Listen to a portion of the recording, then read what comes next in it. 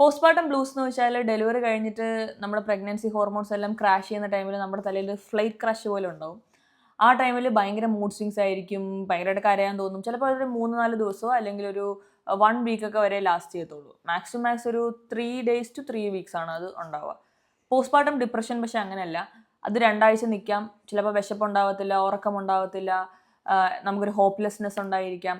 അപ്പോൾ ബ്ലൂസിന് കഴിയുന്നത് അത് സെൽഫ് ലിമിറ്റിംഗ് ആണ്. നമ്മൾ ആരോടും സംസാരിക്കേണ്ടി പോലും വരില്ല. പക്ഷേ പോസ്റ്റ്മോർട്ടം ഡിപ്രഷൻ അങ്ങനെയല്ല. ചിലപ്പോൾ നമ്മൾ സൈക്കോളജിസ്റ്റിനോട് സംസാരിക്കേണ്ടി വരും. സൈക്കോളജിസ്റ്റ് എന്ന് പറഞ്ഞാൽ ഇന്നും നമുക്ക് സ്റ്റിഗ്മയാണ്. എന്തോ മാനസികമായിട്ട് ബുദ്ധിമുട്ടുള്ള ആൾക്കാർ മാത്രം സംസാരിക്കുന്ന വ്യക്തിയാണ് സൈക്കോളജിസ്റ്റ് എന്നാണ് നമ്മൾ വിചാരിച്ചിരിക്കുന്നത്. അങ്ങനെയല്ല. ഈ ഒരു പോസ്റ്റ്മോർട്ടം ഡിപ്രഷൻ സംസാരിച്ചാൽ തീരാവുന്ന പ്രശ്നം ത്തിന് ഒരാൾക്ക് സൈക്യാട്രിസ്റ്റ് റെഫറൻസ് കൊടുത്ത ഒരു കേസ് ഇന്ന് രാവിലെ എൻ്റെ കൂട്ടത്തിൽ ഞാനിങ്ങനെ എൻ്റെ അറിവിലേക്ക് വന്നു. അപ്പോൾ അതിനുവേണ്ടി ഒരു അവയർനെസ്സിനായിട്ട് സംസാരിക്കുകയാണ്. എല്ലാവരും സൈക്യാട്രിസ്റ്റിനെ കാണേണ്ട ആവശ്യമില്ല. മൂഡ് സ്വിങ്സ് എല്ലാവർക്കും ഉണ്ടാവും. നമ്മൾ ഇൻ്റലിജൻ്റ് ആണെന്ന് പറഞ്ഞു അല്ലെങ്കിൽ നമ്മൾ ആരാണെന്ന് പറഞ്ഞാൽ നമുക്ക് മൂഡ് സ്വിങ്സ് ഉണ്ടാവാതിരിക്കില്ല. ബ്ലൂസ് എല്ലാവർക്കും ഉണ്ടാവും. ഡിപ്രഷൻ അതെങ്ങനെയാണ് പെർസിസ്റ്റ് ചെയ്യുന്നത്, അതേപോലെ നമ്മൾ സൈക്കോളജിസ്റ്റിന് സംസാരിക്കണം. കഴിഞ്ഞില്ലെങ്കിൽ മാത്രം നെക്സ്റ്റ് റെഫറൻസിലോട്ട് പോവുക. ഡയറക്റ്റ്ലി മെഡിക്കേഷൻസിലോട്ട് പോവാതിരിക്കുക.